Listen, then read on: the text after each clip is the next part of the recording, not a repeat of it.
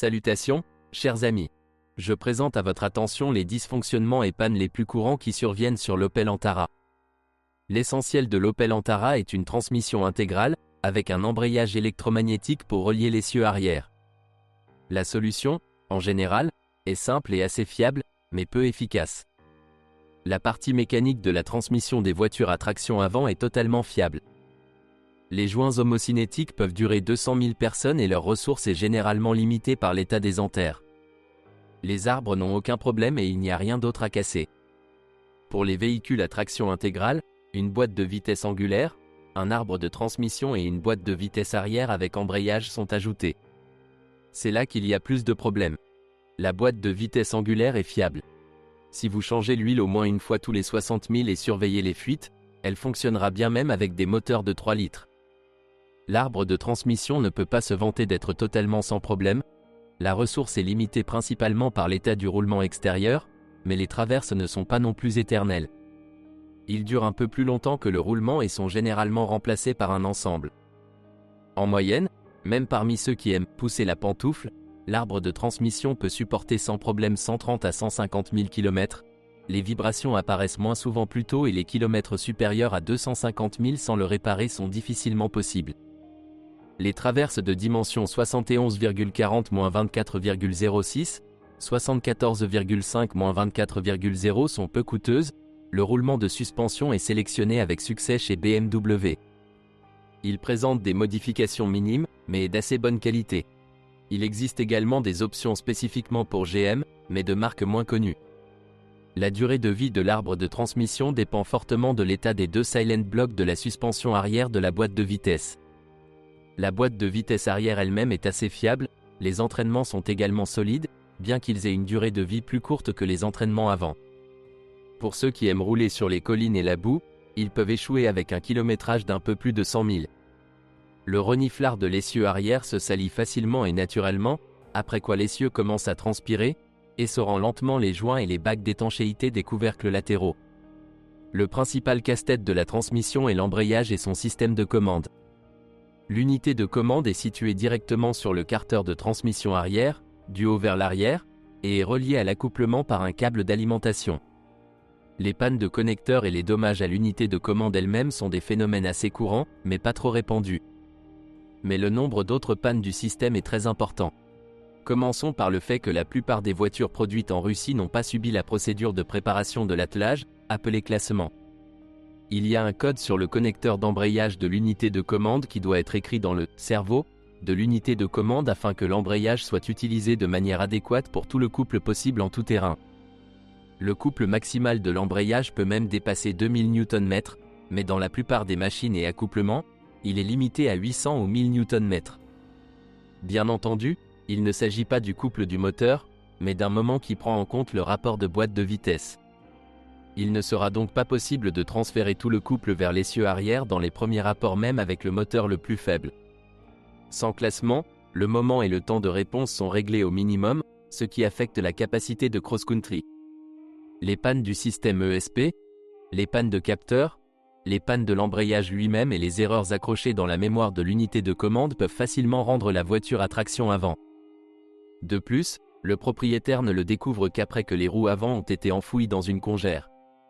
Le système n'est pas pressé d'avertir de la déconnexion de l'embrayage et de la limitation du couple. Surtout si l'unité de commande n'entre tout simplement pas en contact. Le contrôle de l'embrayage est assez simple.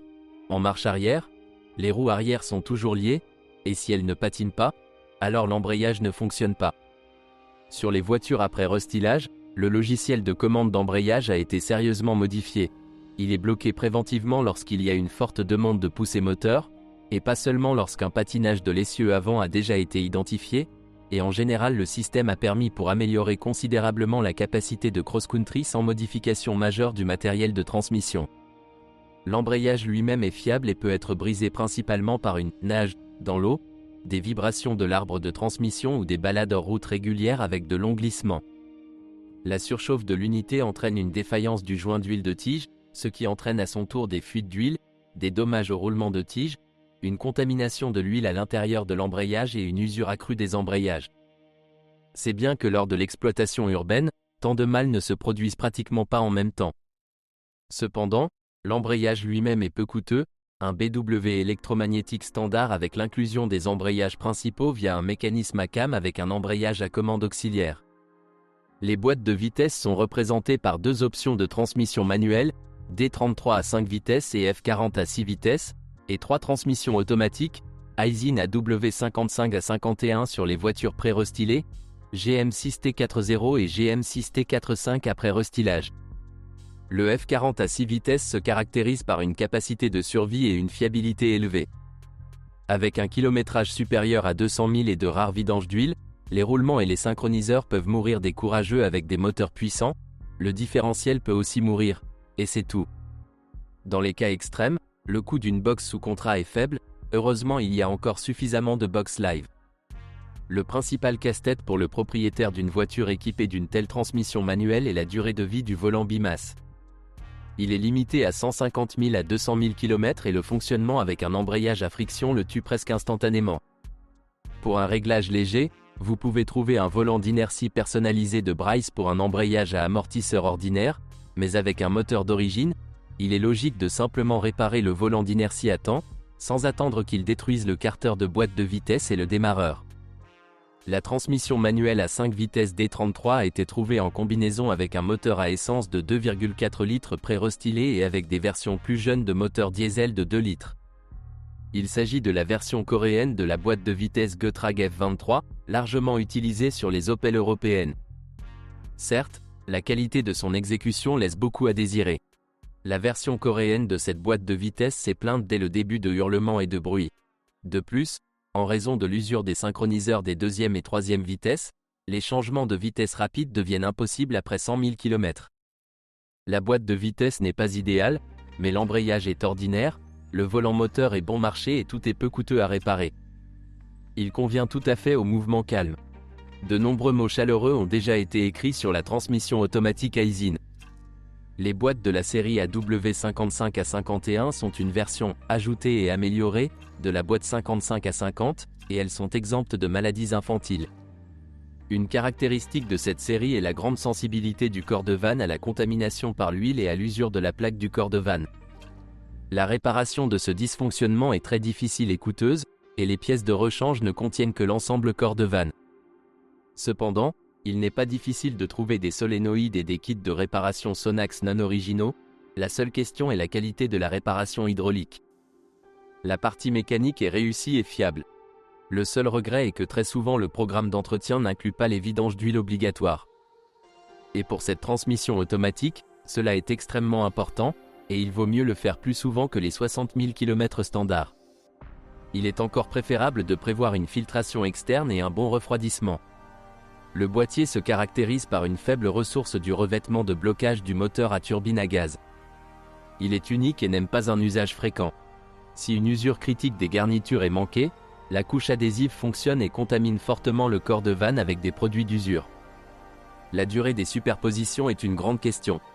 Dans la voiture d'un conducteur moyen, il parcourt jusqu'à 200 à 250 000 km, mais les coureurs peuvent les tuer même après 100 000 km. La boîte a fait ses preuves dans les voitures Opel et Volvo, mais avec l'âge, il est devenu évident que sa durée de vie dépend fortement de la qualité du service. Les transmissions automatiques des séries GM6T46e tome 45 se sont avérées être un véritable cauchemar pour les propriétaires. Je noterai seulement que sur un crossover plus lourd, les pannes mécaniques se produisaient beaucoup plus souvent que sur une berline ordinaire. Un Antara rare avec un kilométrage de plus de 60 000 km s'est passé de réparation de boîte de vitesse, et assez coûteuse en plus. Ici, il faut se méfier de l'apparition d'un bruit « trolleybus » qui indique des problèmes d'usure des trains planétaires ou du différentiel, des impacts lors des changements de gamme, usure de la chaîne ou du corps de valve, un passage tardif de 4 à 5 vitesses, problème de tambour 4, 5, 6 ou usure de la plaque du corps de vanne. Presque toutes les boîtes ont reçu un jeu de solénoïdes mis à jour, beaucoup ont été réparés plus d'une fois. Mais même avec toutes les améliorations, l'électronique met beaucoup de pression sur la partie mécanique de la transmission automatique, et pour ceux qui aiment conduire, l'usure sera toujours importante.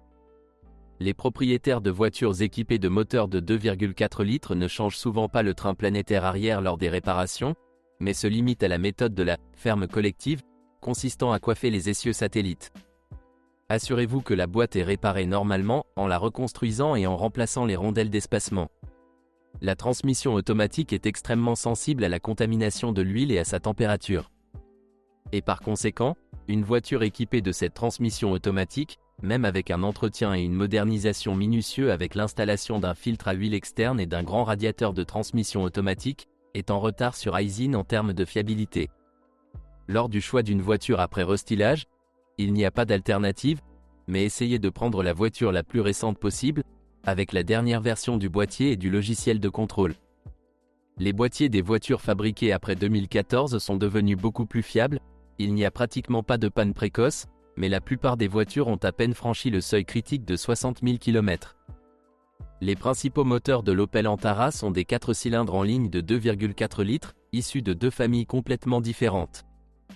Il existe de nombreuses voitures équipées d'un moteur de 3,2 litres, et il y a beaucoup moins de voitures équipées d'un moteur de 3 litres plus puissant. Il y a plus de voitures diesel après restylage, avec un moteur de 2,2 litres, mais les moteurs diesel de 2 litres avant restylage sont rares. Il n'a pas été possible de trouver une voiture avec un moteur de 3,6 litres à vendre en Russie, mais elles peuvent être trouvées. Le plus souvent, cela est le résultat d'un « échange » au lieu d'un moteur de 3,2 litres, coûteux à réparer. Et il existe de nombreux moteurs de 3,6 litres, il est donc parfois plus facile de commander une unité, sous contrat, aux États-Unis. Il n'y a pas beaucoup de problèmes courants avec les moteurs. Je voudrais souligner les bouchons des vases d'expansion, qui doivent être changés toutes les quelques années et vissés correctement, pas jusqu'au bout, afin de ne pas pincer la vanne, sinon le système ne se purgera pas lors du remplissage. La roue libre de l'alternateur et la poulie de Villebrequin ne sont pas non plus les éléments les plus fiables, mais il suffit de les surveiller. Les vannes de chauffage vieilles de plus de 10 ans ne réagissent pas bien à l'augmentation de la pression dans le système de refroidissement et peuvent soudainement fuir. Avant le restylage, les moteurs de 2,4 litres de la série Z24XE ont été critiqués à plusieurs reprises pour leur faible puissance et leur design démodé. Bien entendu, le bloc cylindre en fonte de ce moteur est essentiellement le même que celui des voitures Opel des années 70. Bien sûr, il est devenu plus léger et le volume utile n'est plus de 1,6, mais de 2,4 litres. Et la culasse et les accessoires ici sont presque les mêmes que sur le moteur X20XEV de 1994. À propos, la puissance de ce moteur de 2 litres est la même de 136 chevaux. Ils n'ont clairement pas recherché le degré de boost, le moteur a été délibérément rendu bas niveau et à couple élevé.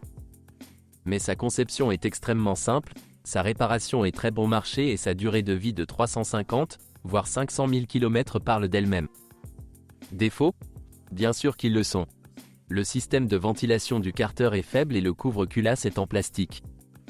Bien entendu, il coule comme un ruisseau à la moindre surchauffe, notamment sur les moteurs plus anciens, sur les moteurs au piston usé ou simplement au tube bouché et cassé. Le collecteur d'échappement peut se fissurer. La grande structure moulée n'a pas de fixation compensant la température et sa forme est mauvaise. Le collecteur d'admission s'encrasse activement et, en raison de dépôts de carbone sur l'admission, le système de changement de géométrie tombe en panne. La ressource de la courroie de distribution est en moyenne de 60 000 km. Lors de son remplacement, il est préférable de remplacer la pompe. Elle est entraînée par la courroie de distribution, avec son côté intérieur nervuré, et si elle se coince, la courroie va définitivement casser. Tout est récompensé par le faible prix des composants, une conception éprouvée et des méthodes connues de longue date pour traiter les problèmes. De manière générale, ne négligez pas les voitures avant restylage, elles ont leurs avantages. Au moins, le coût de fonctionnement sera faible. Même s'il n'y aura certainement pas d'économie de carburant, même avec une transmission manuelle, une consommation de 15 litres en ville est garantie. Les moteurs V6 de 3,2 litres de la série Z32SE avant restylage et la série de 3 litres à 30 XH30HF appartiennent à la gamme de moteurs GMI Feature, largement représentée dans les voitures américaines et européennes. Veuillez noter que la désignation Z32SE comprend également des moteurs d'une série complètement différente, avec une courroie de distribution, qui ont été installés sur l'Opel Vectra C depuis un certain temps. La famille GMI Feature est réalisée dans un bloc d'aluminium, avec des chemises en fonte et un chaîne de distribution. Les moteurs de 3,2 litres sont de conception légèrement plus simple que les moteurs de 3 litres, ils n'ont pas de réglage de calage ni d'injection distribuée simple. Les moteurs de 3 litres ont une puissance sensiblement plus élevée grâce à l'utilisation d'un système de contrôle de phase et d'une injection directe. Malgré la similitude générale de conception et l'appartenance à la même série, les moteurs n'ont presque pas de pièces identiques. La durée de vie des moteurs de cette famille est assez longue, souvent supérieure à 300 000 km, mais, malheureusement, ils sont coûteux à entretenir, comportent de nombreuses pièces d'usure importantes et des nuances d'entretien après un kilométrage de 150 à 180 000 km. Et plus le moteur est complexe, plus le coût des réparations est élevé. Les inconvénients évidents incluent la sensibilité à la température et la facilité de surchauffe. Une charge thermique très élevée impose des exigences élevées sur la qualité de fonctionnement de l'ensemble du système de refroidissement. Les anneaux se coincent à la moindre surchauffe, et cette situation est compliquée par les nombreuses fuites d'huile qui l'accompagnent. De plus, il existe une structure de distribution complexe avec 3 chaînes dans l'entraînement et un pack d'amortisseurs et de tendeurs.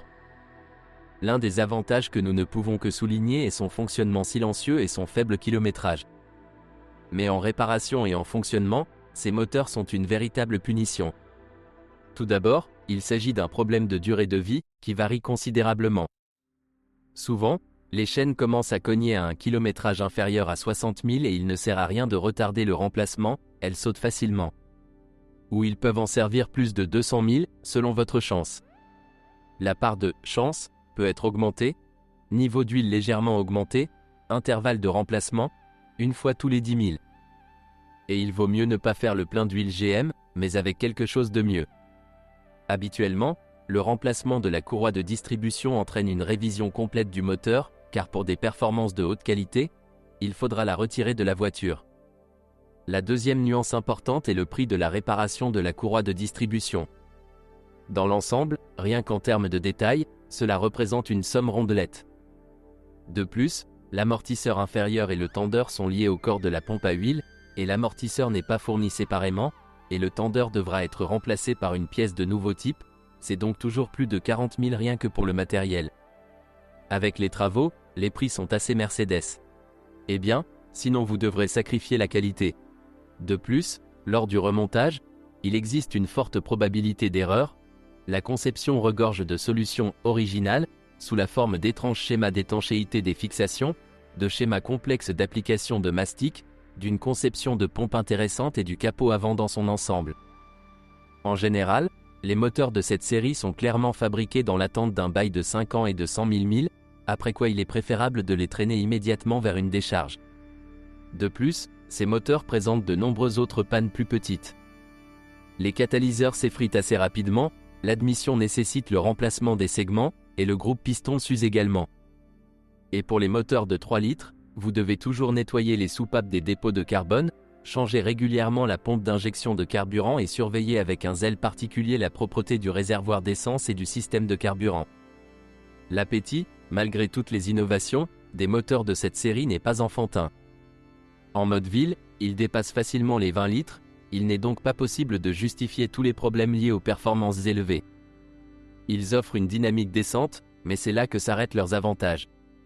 En général, les moteurs s'adressent à ceux qui aiment la dynamique et la traction avec un gros portefeuille. Mais ce n'est clairement pas le public auquel s'adresse la marque Opel. Les moteurs 2.4 après restylage sont les moteurs A24 XEA2 4XF, également d'origine américaine, de puissance assez élevée et plus moderne.